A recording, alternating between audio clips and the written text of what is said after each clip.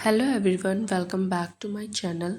तो आज मैंने दिया था SBI PO प्री का मॉक नंबर 8।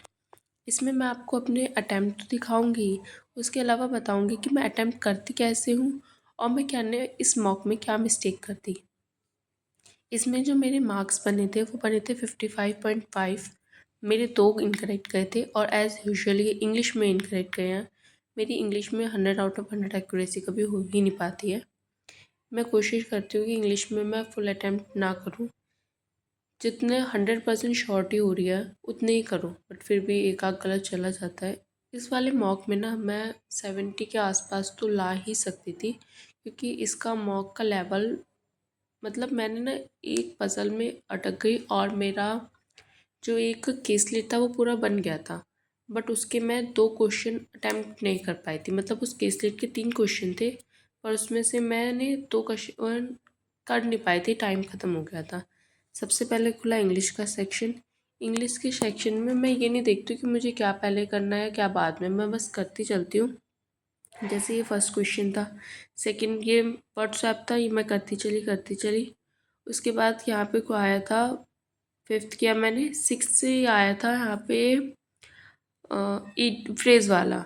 तो फ्रेज़ में ऐसा नहीं था कि मुझे बिल्कुल नहीं आता था, आता थे कुछ कुछ फ्रेज़ का मतलब, पर मैं श्योरिटी नहीं थी कि ये वाला जाएगा वो वाला, तो मैंने बिल्कुल छोड़ दिया क्योंकि मैं नेगेटिव मार्किंग नहीं चाहती थी। फिर मैंने आगे किया, मैचिंग स्टार्ट हुई। ये मुझे आती थी, ये मैंने करना शुरू की, ये किया, ये किया, ये किया। उसके बाद 12 पे मैचिंग हुई। उसके बाद 13 पे खुला था मेरा पैराजम्बल। पैराजम्बल मैं हमेशा लास्ट में उठाती हूँ क्योंकि इसमें मेरा नेगेटिव लग जाता है, तो मैं ये तुरंत स्किप करती हूँ और आगे बढ़ती हूँ। पैराजम्बल मैंने तुरंत स्किप किया। उसके बाद मैं आगे बढ़ती हूँ।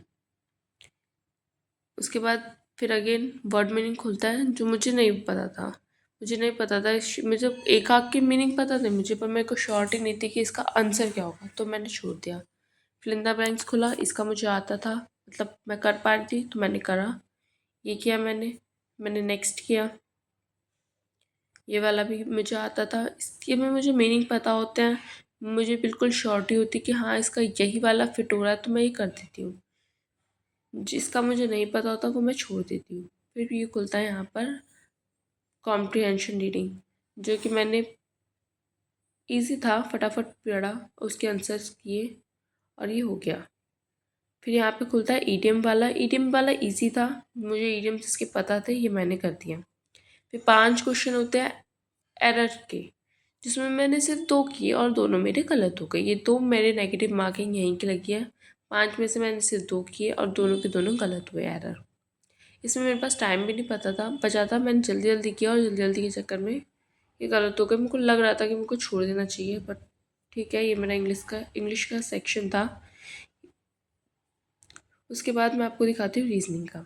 रीजनिंग में मैंने ओवरऑल 20 मार्क्स का अटैम्प्ट किया और मैं 20 मार्क्स आए, बट ये मार्क्स मेरे 25 हो सकते थे। कैसे, मैं बताती हूँ। ये यहाँ पे मैंने एक पज़ल अटैम्प्ट किया था, जिसमें आप देख सकते हैं इसमें मैंने 3 मिनट्स 52 सेकेंड किए, जो कि मेरे हिसाब से मैंने बना दिया था।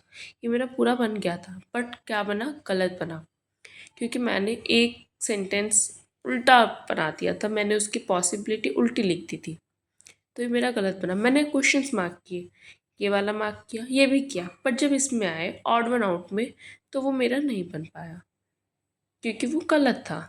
तो जब मैं वापस गई, इसको मैंने दोबारा पढ़ना शुरू किया सेंटेंस का, तो जो फर्स्ट लाइन थी, A sits second to the right of P, ये ही मैंने गलत बनाया था। मैंने ए को लेफ्ट में बिठा दिया था इंस्टेड ऑफ राइट।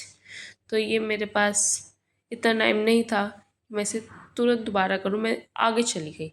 आगे मैंने ये वाला क्वेश्चन किया, मैंने नेक्स्ट पजल सॉल्व किया और उसके बाद मेरे पास इतना टाइम नहीं बचा था कि मैं उस ख़राब हुए पज़ल पे दोबारा आऊँ और उसे दोबारा अटेम्प्ट करूँ।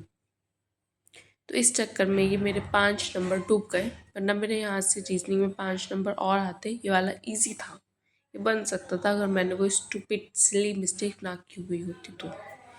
ये है इंग्लिश का सेक्शन, वो सॉरी क्वांट का सेक्शन। क्वांट में तो मैंने ये वाला जो सबसे पहले ये क्वेश्चन खुला था DI का, जो कि फटाफट मैंने देखते ही बना दिया था, मतलब बनाना शुरू कर दिया था। जो इजी क्वेश्चन लगता है ना मैं वो करती जाती हूँ, और जो मुझे थोड़ा ऐसे लगता है देखने से ही वो मैं स्किप कर देती हूँ और आगे चलती हूँ। मैं दिखाती हूँ ये वाला केसलेट। ये केसलेट मेरा पूरा बन गया था, बट मैं इसके 3 क्वेश्चन में से एक ही क्वेश्चन मार्क कर पाई। 2 क्वेश्चन मेरे छूट गए थे, टाइम ख़त्म हो गया था। इस वाले का तो मैंने आंसर भी निकाल लिया था, बट मैं मार्क नहीं कर पाई क्योंकि टाइम हो गया था। और इसके बाद के क्वेश्चन ये वाला काफ़ी इजी था। मुझे लगा कि अगर मैं वो केसलेट छोड़ के ये क्वेश्चन करती तो शायद मेरे एक के जगह एटलीस्ट 3 तो क्वेश्चन हो जाते, तो मेरा जो वहाँ पे 55 ओवरऑल है वो बढ़। अगर मैंने वो केसलेट छोड़ के बाकी के आगे के क्वेश्चन किए होते तो मेरा मार्क्स डेफिनेटली बढ़ता। मॉक्स अटैम्प्ट करते समय कौन सा क्वेश्चन पहले करना है, कौन सा क्वेश्चन उस समय के लिए स्किप करना है, ये भी बहुत मैटर करता है। तो दैट्स इट। लाइक कीजिए, सब्सक्राइब कीजिए, और अगर आपने ये वाला मॉक अटैम्प्ट किया है तो इसके स्कोर ज़रूर बताइएगा।